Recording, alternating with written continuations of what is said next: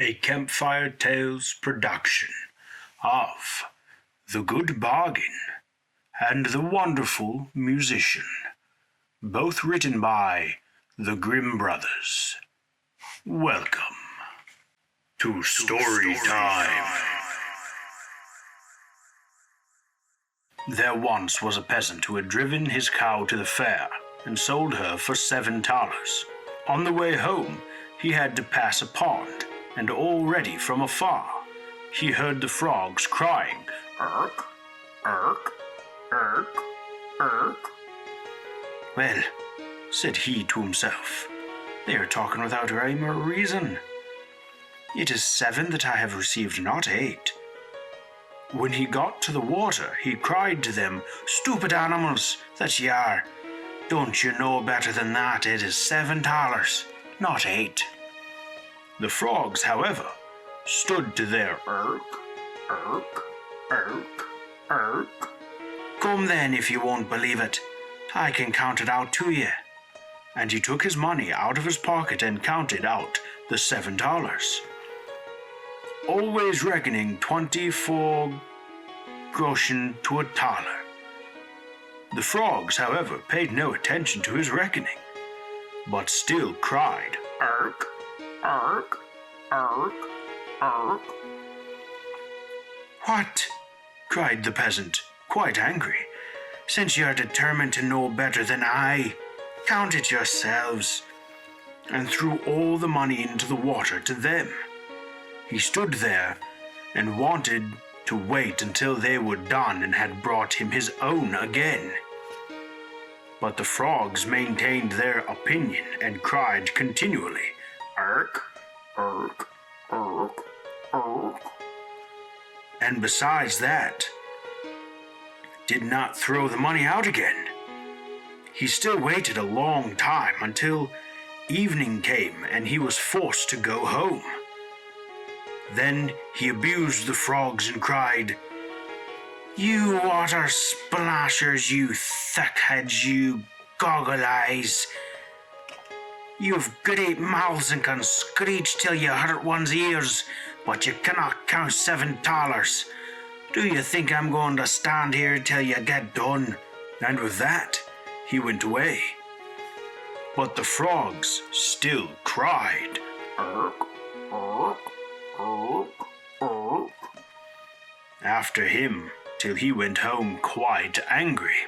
After a while he bought another cow, which he killed, and he made the calculation that if he sold the meat, well, he might gain as much as the 2 cows were worth, and still have the hide in the bargain.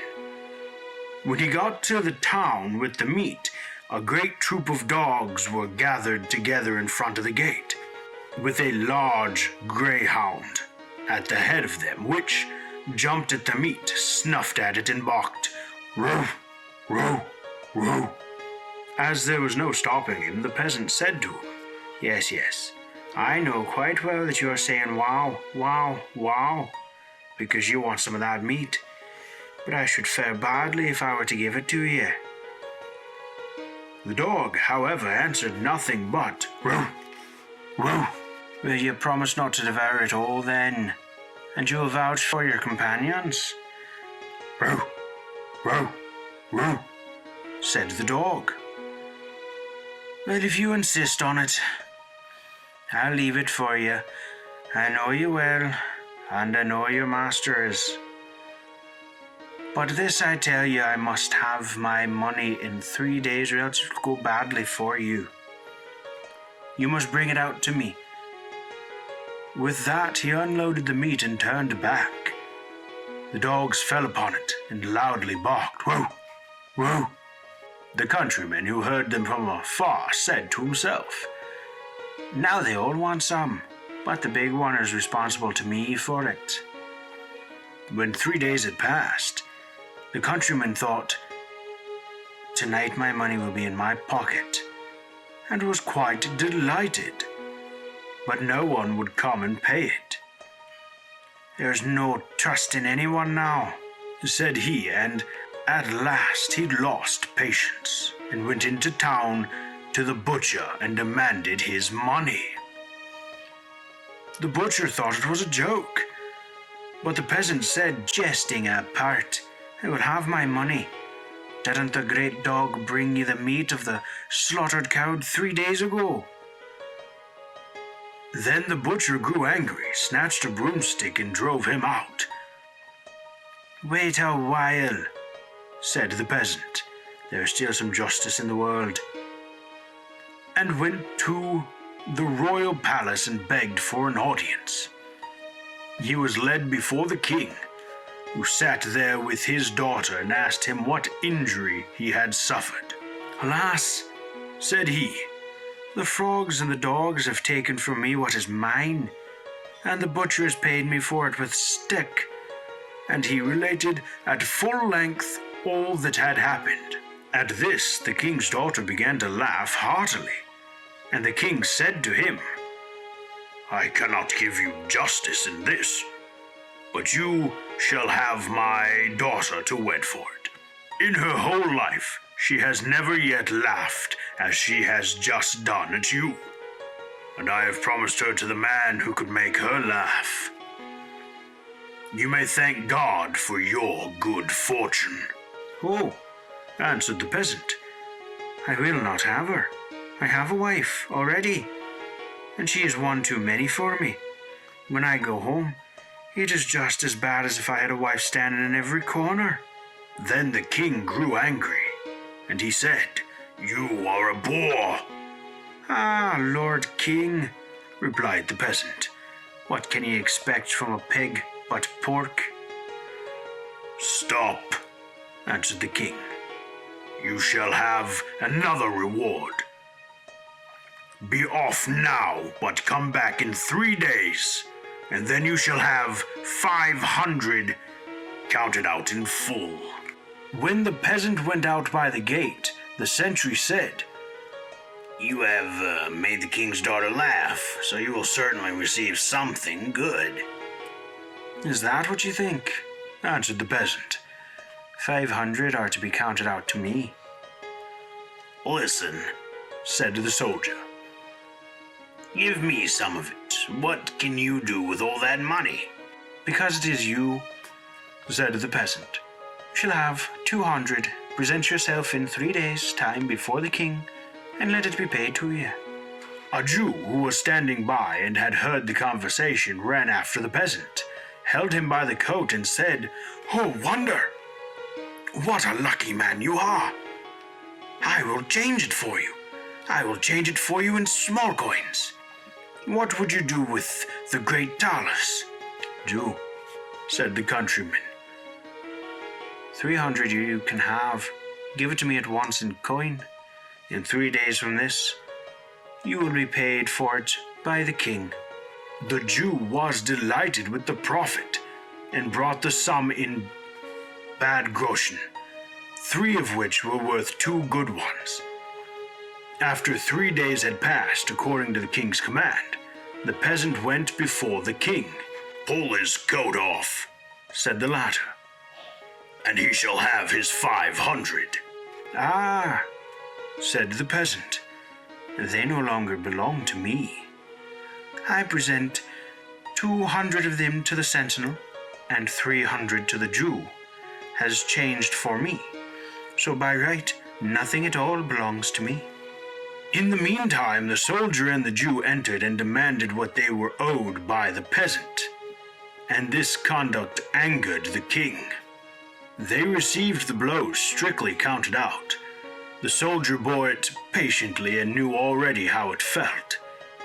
But the Jew said sorrowfully, "Alas, alas, are these the hard dollars?" The king could not help laughing at the peasant, and once all this anger was gone, he said, "As you have already lost your reward before it came to you, I will give you something in the place of it. Go into my treasure chamber and get some money for yourself, as much as you will." The peasant did not need to be told twice, and stuffed into his big pockets whatever would go in. Afterwards, he went to an inn and counted out his money. The Jew had crept after him and heard how he muttered to himself, "That rogue of a king has cheated me after all. Why could he not have given me the money himself, and then I should have known what I had? How can I tell now if I want to have had the luck to put in my pocket is right or not?" "Good heavens," said the Jew to himself. "That man is speaking disrespectfully of our Lord and King. I will run and inform, and then I shall get a reward, and he will be punished as well." When the king heard of the peasant's words, he fell into a passion and commanded the Jew to go and bring the offender to him. The Jew ran to the peasant. "You ought to go at once to the Lord King in the very clothes you have on." "I know what's right better than that," answered the peasant. "I shall have a new coat made first. Do you think that a man with so much money in his pocket is to go there in his ragged old coat?" The Jew, as he saw that the peasant would not stir without another coat, and as he feared that if the king's anger cooled, he himself would lose his reward, and the peasant, his punishment, said, "I will out of pure friendship lend you a coat for the short time. What will people not do for love?" The peasant was contented with this, put the Jew's coat on, and went off with him. The king reproached the countryman because of the evil speaking of which the Jew had informed him. "Ah," said the peasant, "what a Jew says is always false. No true word ever comes out of his mouth. The rascal there is capable of maintaining that I have his coat on." "What is that?" shrieked the Jew. "Is the coat not mine? Have I not lent it to you out of pure friendship in order that you might appear before the Lord King?" When the king heard that, he said, "The Jew has assuredly deceived one or the other of us, either myself or the peasant." And again he ordered something to be counted out to him in hard thalers. The peasant, however, went home in the good coat with the good money in his pocket, and said to himself, "This time I have hit it."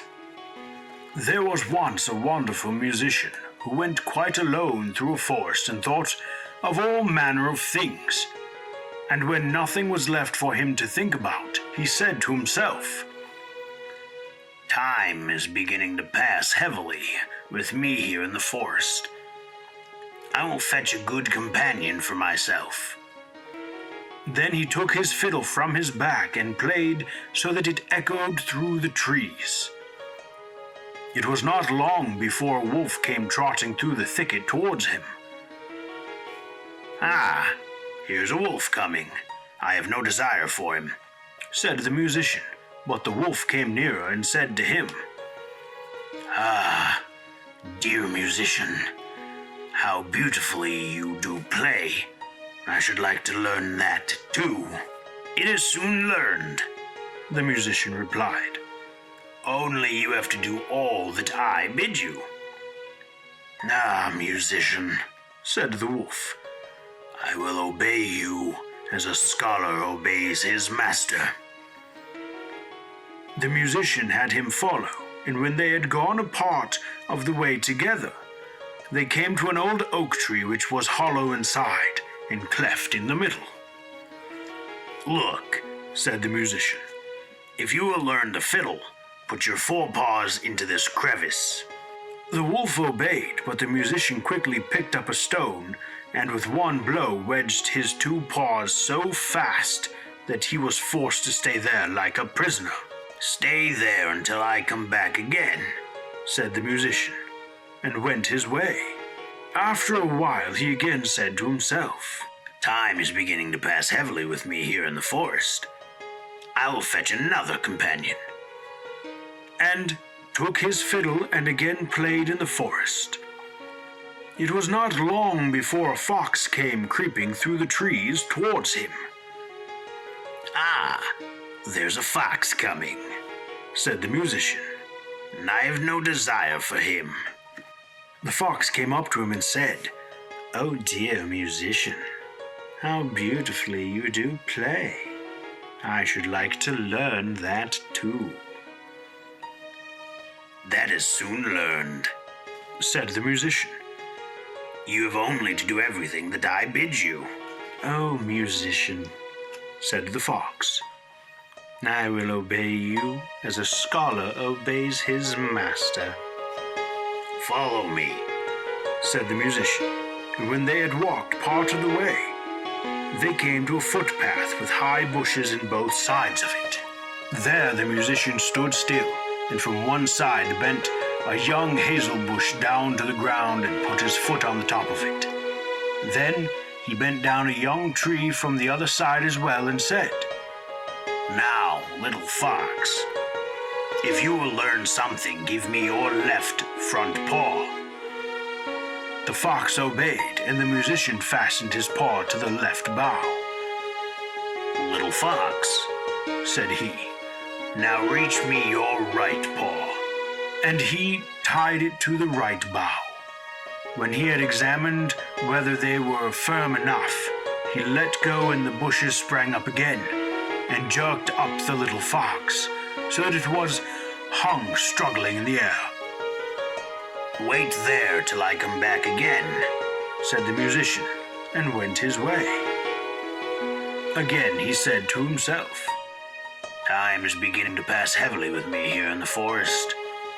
I'll fetch another companion."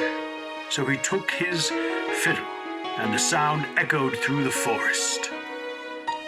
Then a little hare came springing towards him. "Why, a hare is coming," said the musician. "I do not want him." "Oh, dear musician," said the hare, "how beautifully you do fiddle. I too should like to learn that." "That is soon learned," said the musician. "You have only to do everything that I bid you." "Oh, musician," replied the little hare, "I will obey you as a scholar obeys his master." They went a part of the way together until they came to an open space in the forest, where stood an aspen tree. The musician tied a long string around the little hare's neck, the other end which he fastened to the tree. "Now briskly, little hare, run 20 times around the tree," cried the musician, and the little hare obeyed. And when it had run round 20 times, it had twisted the string 20 times round the trunk of the tree. And the little hare was caught, and let it pull and tug as it liked, it only made the string cut into its tender neck. "Wait there till I come back," said the musician, and went onwards. The wolf, in the meantime, had pushed and pulled and bitten at the stone, and had worked so long that he had set his feet free, and had drawn them once more out of the cleft. Full of anger and rage, he hurried after the musician and wanted to tear him to pieces. When the fox saw him running, he began to lament and cried with his might, "Brother wolf, come to my help. The musician has betrayed me." The wolf drew down the little tree, bit the cord in two, and freed the fox, who went with him to take revenge on the musician. They found the tied-up hare, whom likewise they released, and then they all sought the enemy together. The musician had once more played his fiddle as he went on his way, and this time he had been more fortunate. The sound reached the ears of a poor woodcutter, who instantly, without a thought, gave up his work and came with his hatchet under the arm to listen to the music. "At last comes the right companion," said the musician, "for I was seeking a human being and not wild beasts." And he began and played so beautifully and so delightfully that the poor man stood there as if bewitched, and his heart leapt with gladness. And as he thus stood, the wolf, the fox, and the hare came up, and he saw well that they had some evil design. So he raised his glittering axe and placed himself before the musician, as if to say, "Whoever wishes to touch him let him beware, for he will have to deal with me." Then the beasts were terrified and ran back into the forest. The musician, however, played once more to the man out of gratitude, and then went onwards. I do so hope you enjoyed these 2 stories by the Grimm Brothers. Don't forget to like, comment, and subscribe. And follow me on Twitter so you don't miss any news or updates I might have. As well as head on over to Gaming by the Campfire and enjoy a good game while you wait for the next story. Until next time, my friends, fare thee well.